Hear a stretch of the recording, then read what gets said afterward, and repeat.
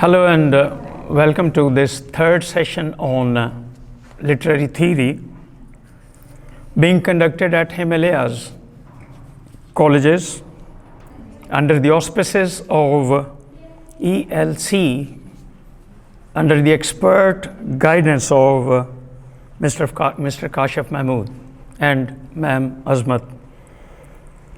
This session on structuralism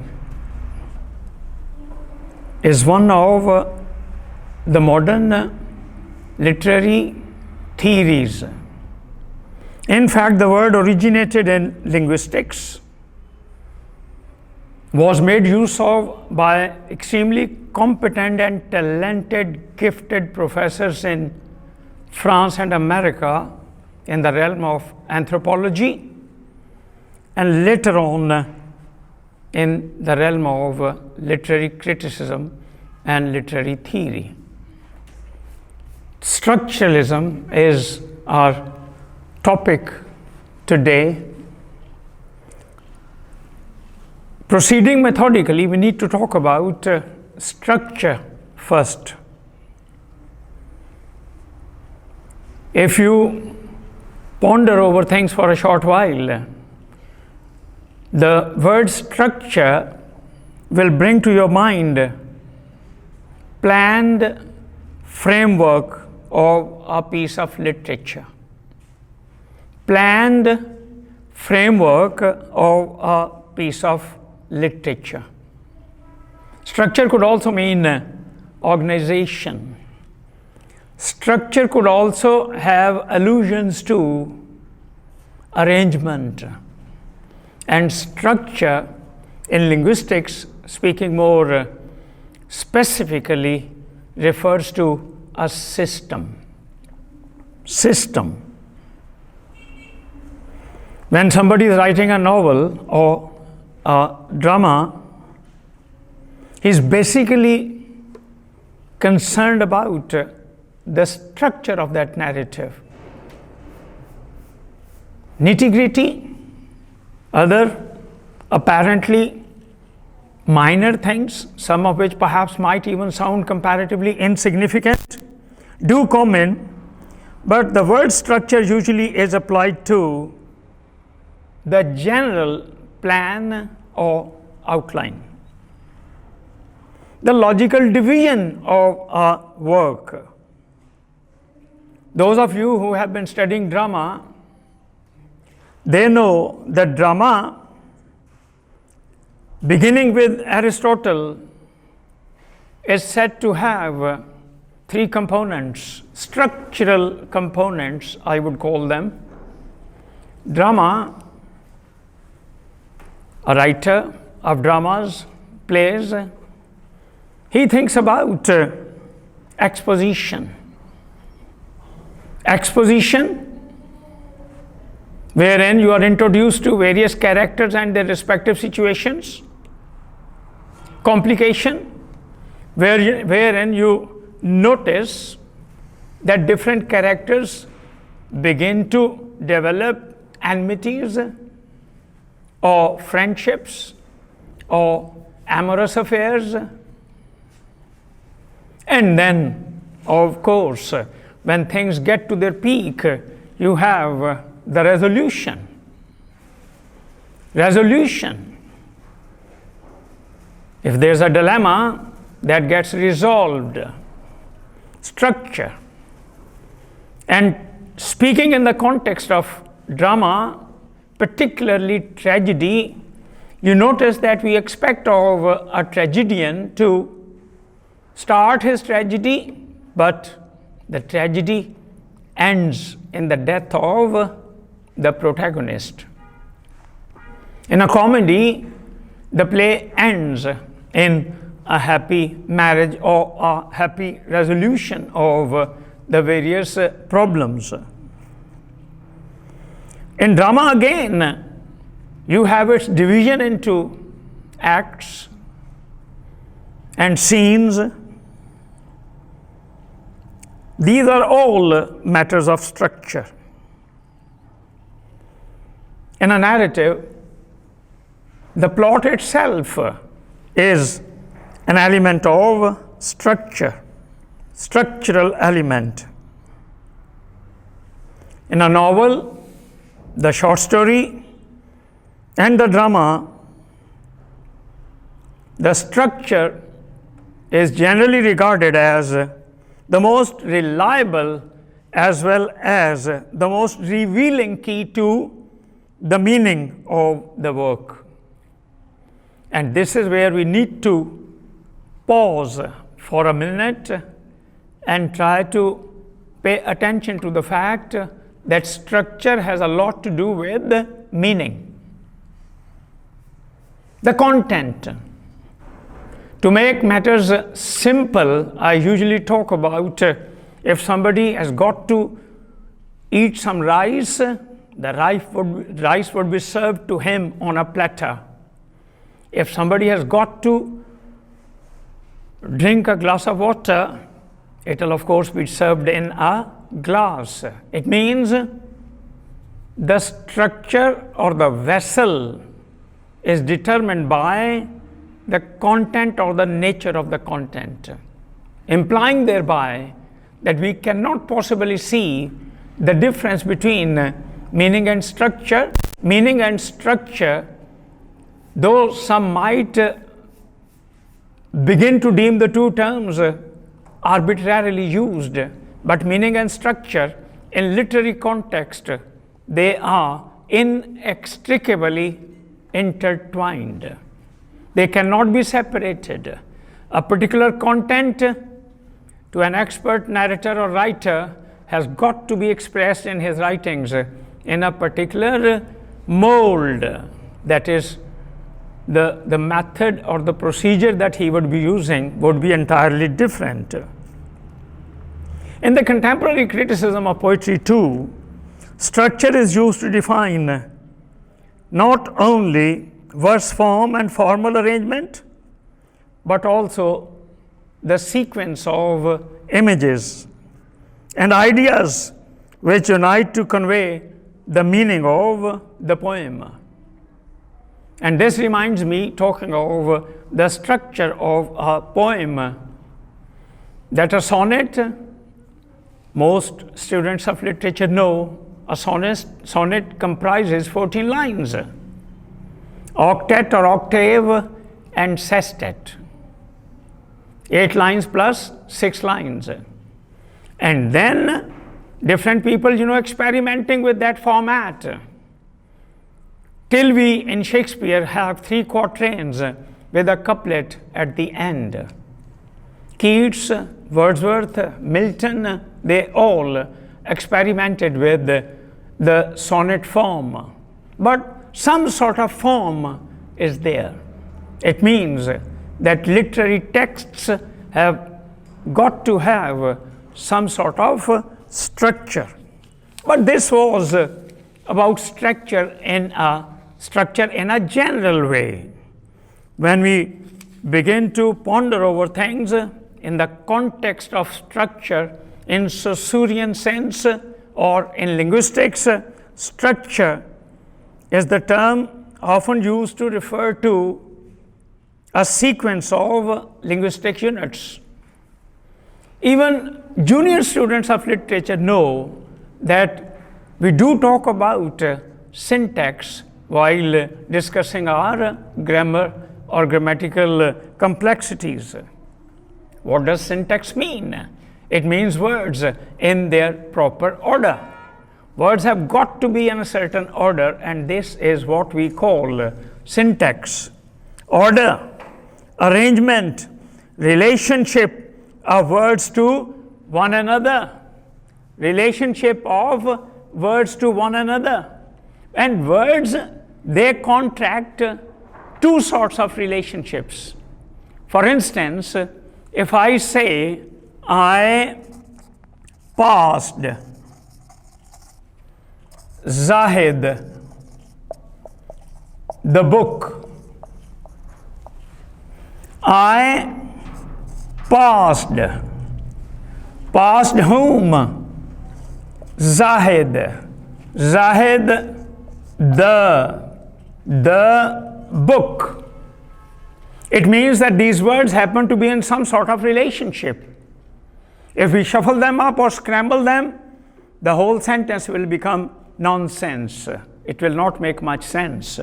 It means that words have got to be in their proper relationships. This sort of, and by the way, this sort of relationship, we don't say, Zahid, I passed book the. This will not make any sense. It means that words have got to be in their proper order to convey meaning. Order. It means order is important. Some sort of underlying rules, they are important. This sort of relationship, we could even call it linear relationship. This sort of relationship is called syntagmatic. Syntagmatic relations. And we need to keep in mind the word relations, because when we go into the details of discussing structuralism as a movement that was made use of in anthropology and literary criticism, we would be able to understand things better if we keep in mind the fact that words contract certain types of relations. This sort of relationship, linear relationship, you could call it, is called, in technical jargon, syntagmatic relations. But if I say I handed Zahid the book, I passed Zahid the book, I threw Zahid the book, it means that any one of these words could substitute the word passed. This sort of substitutional relationship is called paradigmatic.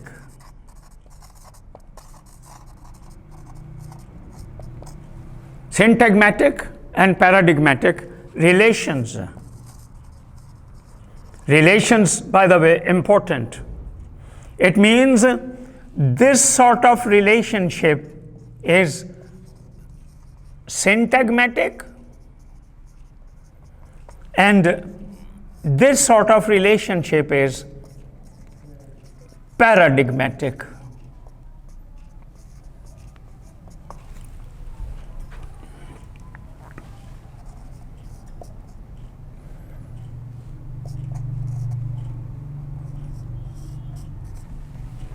Paradigmatic relations. It means that the whole concept of form or format or structure revolves around relationships that words contract. Even when we are talking about, and in due course of time when you move ahead, in the study of your linguistic courses, you will notice that we talk about phrase structure grammar, we talk about phrases, we talk about clauses, and even when you are studying a noun phrase, you do have the structure article, adjective, noun. Article, noun phrase.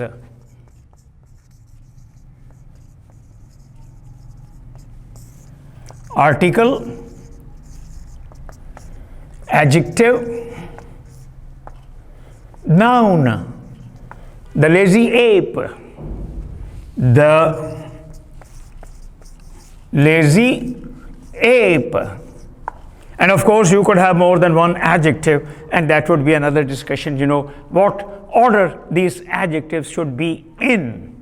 If you have 2, 3, 4 adjectives preceding a noun, those adjectives too have got to be in a certain order, in a certain sequence. It means that order or structure is inevitable in meaningful units or meaningful sentences.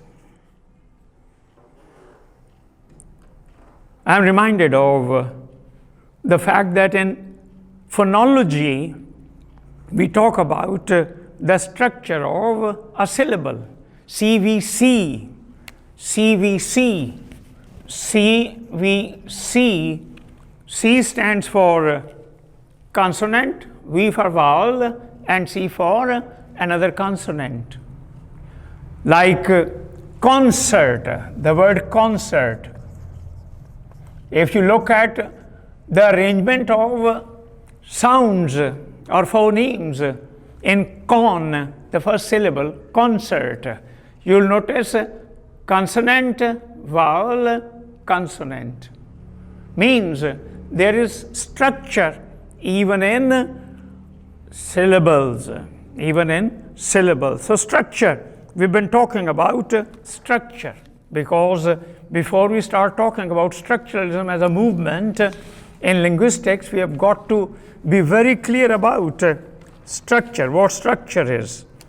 If we are clear, a little clear about what structure is, hopefully we are structural, then we need to switch over to talking about structural linguistics, because this is what preceded studies in anthropology and studies in sociology and studies in literary criticism. Structuralist linguistics. Saussure, the Swiss linguist, whose book originally, Cours de Linguistics, was published in France, if I remember correctly, probably in 1916, posthumously after his death. He did a lot of work on structure, on language, but his sole interest, it would seem, was in language as a system. So we need to be very clear about the fact that the first thing that he seems to emphasize is language is a system. Language is a system. It's a system. And if you know a whole as a system, separating the components, mastering them or understanding them or getting to know their working in separation and then as parts of the whole would be comparatively easy. So language, a system. And to be more precise, I should hasten to add here that language is not simply a system, it is a system of systems. It is a system of systems. It has a syntactic system. It has a phonemic system. It has a morphological system. So, language, not just a system of systems. So, the first thing Saussure, the Swiss linguist, in the first decade and a little of the second decade in the beginning of the 20th century, the importance that he attached to language was that language is a system. And he was more specific about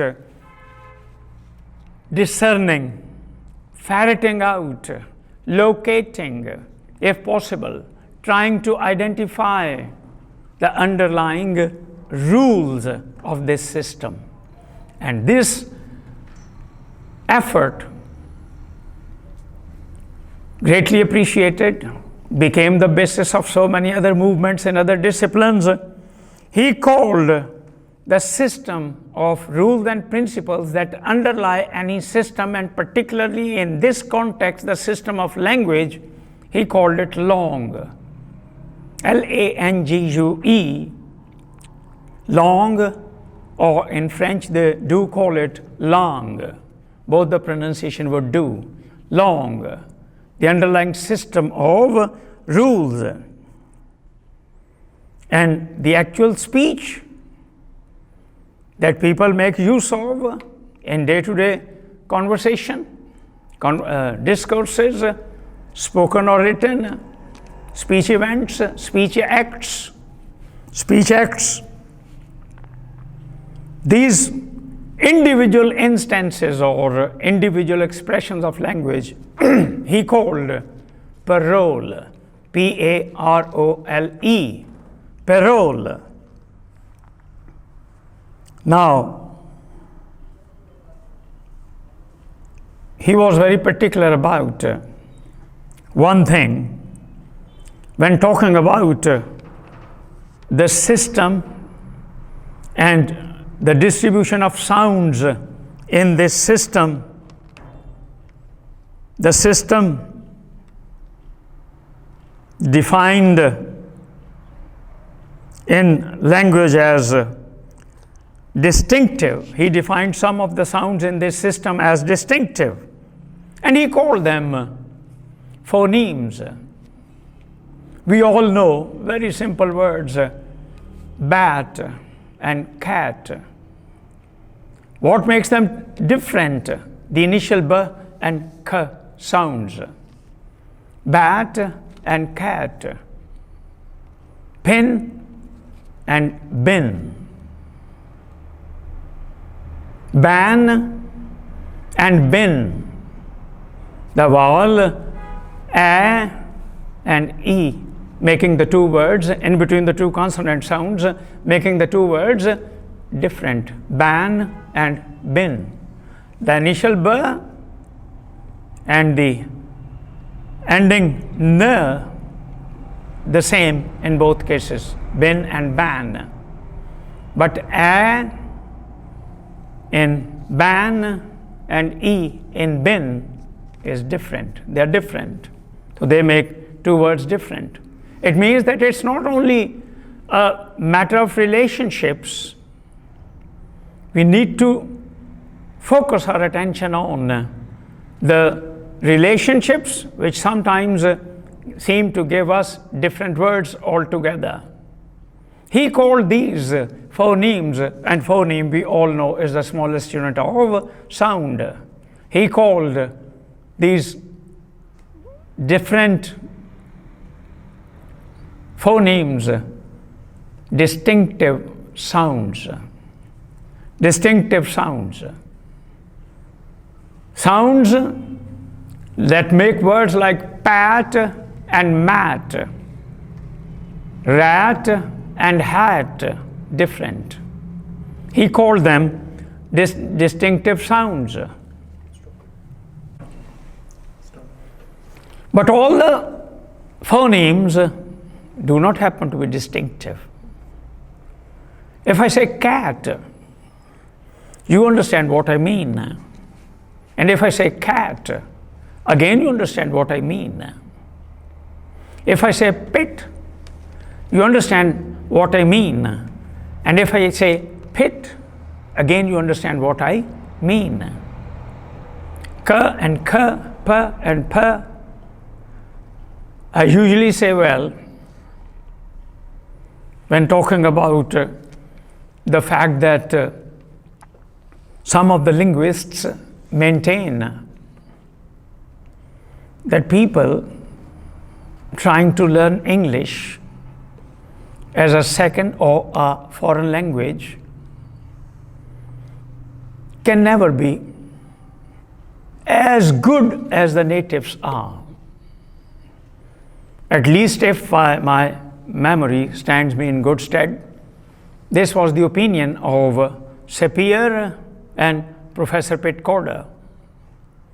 They were of the opinion that the non-natives, when they're trying to learn English as a second or a foreign language, they will never be as perfect as the natives are. Anyway, it's their opinion. You need to give it weight, take it seriously, and ponder over it. Find out whether it is valid or otherwise. But I usually say, well, if a learner of English happens to be conversing with a native speaker of English and he says, what is the time by your watch? What is the time by your watch? He's very confident that he has made an extremely grammatically correct utterance. But the native speaker, even if he has got his eyes shut, it wouldn't be difficult for him to figure out that it's a non-native speaking, because he would not say, "What's the time by your watch?" A native would say, "What's the time by your watch?" Such nuances, minor differences.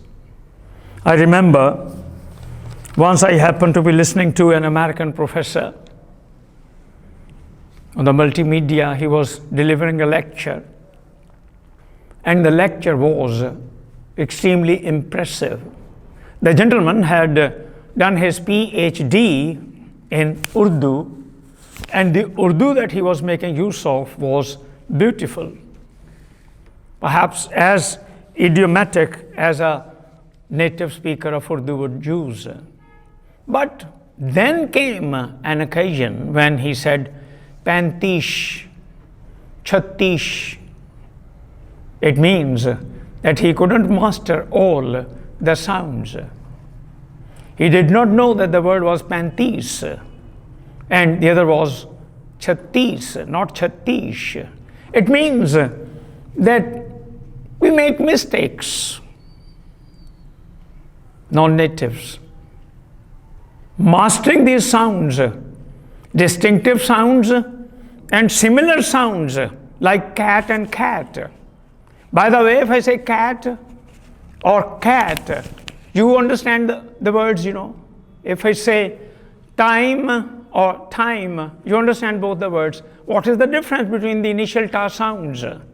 The difference is of aspiration, we all know. But you hear them the same, as if they were the same word. It means that you have two different allophones of the same sound. Such are the things that Saussure seems to emphasize in his theory, and such were the things that the Prague School of Linguists, first in Czechoslovakia, then some of them in Russia, and later on in America, were trying to propound and discuss. And incidentally, the work of these linguists was based on the theory of behaviorism, and had a considerable influence on some language teaching methods. You all know that in some of our schools, even today, the emphasis is on enabling our youngsters to form structurally correct sentences. Structurally correct sentences means nouns should be in their expected, traditionally expected allotted slots. Verbs should be in their particular specific slots. Adjectives usually, though not always, preceding nouns.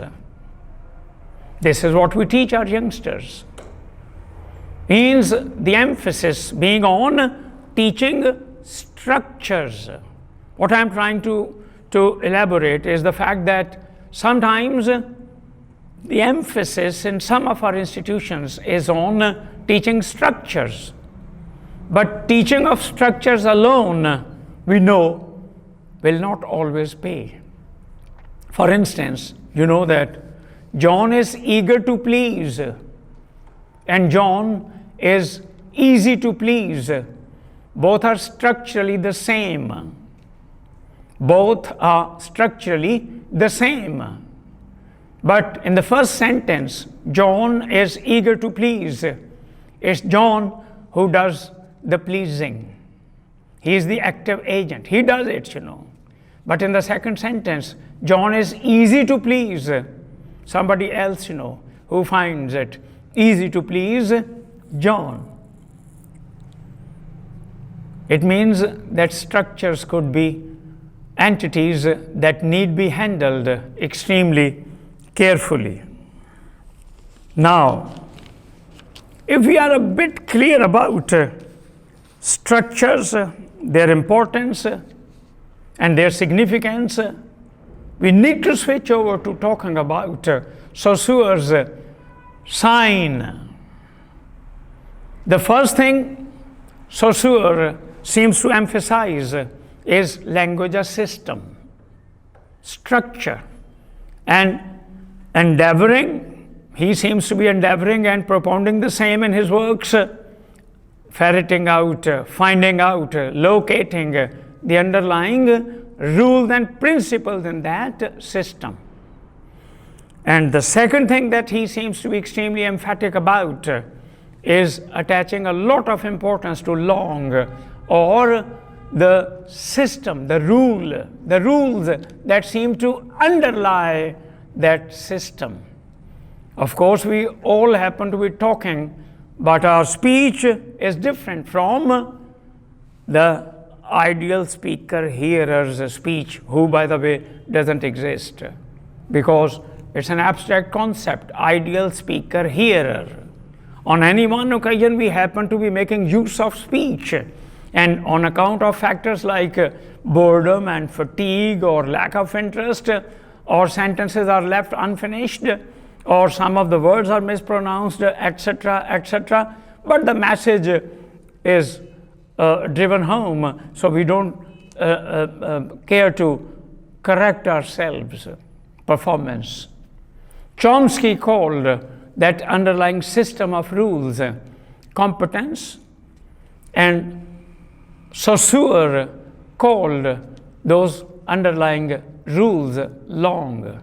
And Saussure emphasizes long a great deal. Means the first thing, language as system, second, underlying rules, and the third thing is relations that words contract, units in this system contract with each other, and the third thing is the fact that language happens to be arbitrary. This system is independent. It has its own rules and regulations. Chomsky calls those rules and principles of the mother tongue competence, and the use of that competence in actual speech performance. But let me hasten to draw the line of difference between these two, Chomsky and Saussure. For Chomsky, the repository of these rules was, or these principles, was the ideal speaker hearer. For Chomsky, the repository of these rules and principles was the ideal speaker hearer. And for Saussure, the repository of these rules and principles was the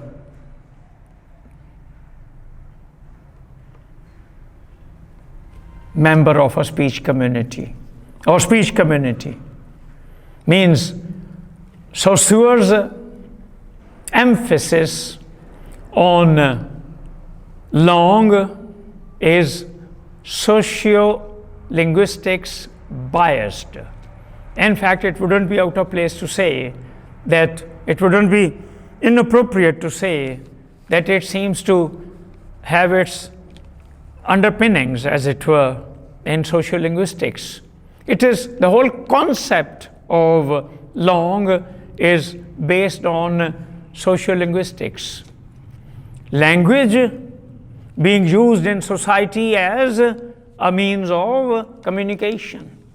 And in Chomsky, language, the repository being, for him, the repository of language is the ideal speaker hearer.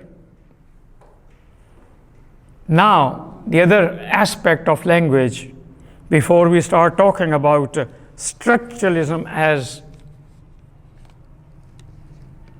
a movement in literary criticism, we need to be very clear about another thing, and that other thing is sign. Sign. What is a sign? In literature or in linguistics? First, let's discuss it in linguistics. The word and any other expressions of a language which signify or stand for other things. Let me repeat. Words and expressions which signify or stand for other things, they are called signs. A tree is a sign. In modern day literary discussions and practical criticism, we are more likely to call it an image. An image. The image is that these words invoke. But in linguistics, a word or an expression that stands for other things is a sign.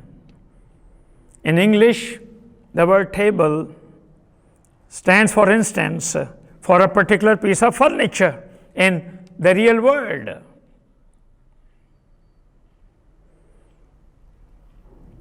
Days, the sort of table that I am making use of, or lectern, Lectern, to be more appropriate, lectern, the stands that we teachers use to put our material on, books on, notes on, while delivering a lecture. It's a thing in the real world. But even if the thing is not there, and I use the word table or dais or lectern, some sort of image or concept comes to the mind of the hearer. That concept is the signified. Even the thing could be signified, but in linguistics we talk about the signifier. This is the distinction drawn by Saussure himself. He says words are signifiers, and what they bring to our minds, they are signified. Signified. So signified referring to or being in relation to other signifiers. This is what Saussure's discussion is all about. And if I try to make it clear to you with the help of a simple diagram, it would be something like this. Word, sign,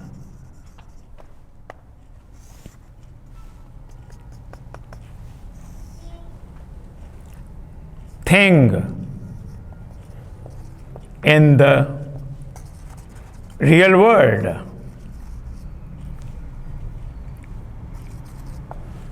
Real world. And then the abstract concept.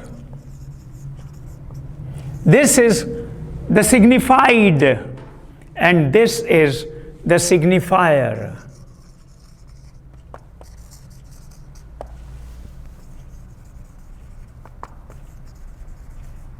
Some would even consider this as signified, but the abstract concept that come, because we do talk about things even when they don't happen to be present in our immediate surroundings.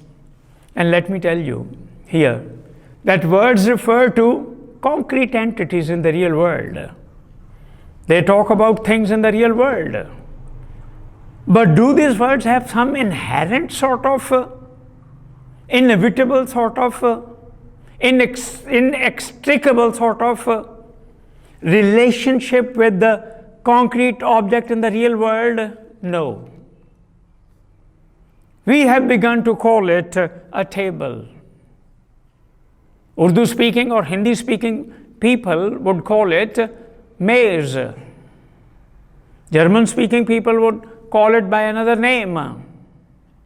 Russians would call it by still another name. It means that different languages refer to the same things but making use of different words. It means words do not have any inherent relationship with the things they refer to. This is what he calls arbitrariness. I remember once I was hurrying to my class. I was getting late.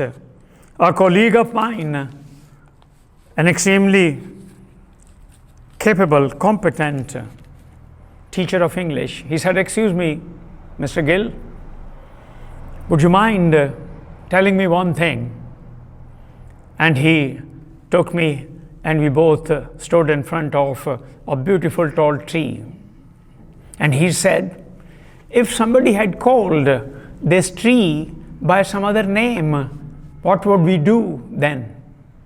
What would be the name of this tree then? If it's a mango tree, somebody would have called it by some other name instead of calling it mango. What would be the result?" And I said, "Well, if somebody had done so, we would still be calling it by the same word that would become currently in use in that speech community. It's culturally determined, and this is what our discussion will devolve to when we get into anthropological implications or literary implications of our structuralist theory. Words do not have any inherent logical connection with the things that they refer to. And incidentally, Saussure wasn't interested in the referential function of language. Saussure was interested in what? Not in referential, in finding out the structure of the entity that we use as a means to talking about things, that is language or long. This is what he was interested in. This was all by way of introducing you to the basics of structuralism. Now, if we are clear about what a sign is, what a signifier is, what a signified is, if we are clear about arbitrariness, and by the way, arbitrariness is only one of the qualities of or characteristics of or properties of language. When talking about language, we talk about its creativity. We are all capable of producing and understanding infinite number of sentences. This is the beauty of language. We are capable of an extremely startling disclosure when I started reading linguistics, studying linguistics, that we are all capable of understanding infinitely large number of sentences. We are all capable of generating an infinitely large number of sentences. But the rules are not infinite. The long that Saussure refers to, or the competence that Chomsky refers to, these rules are not infinite. Interesting, fascinating. Mastering, a few grammatical rules. I dare say a few, though no grammarian has as yet claimed to have ferreted out all the rules of grammar.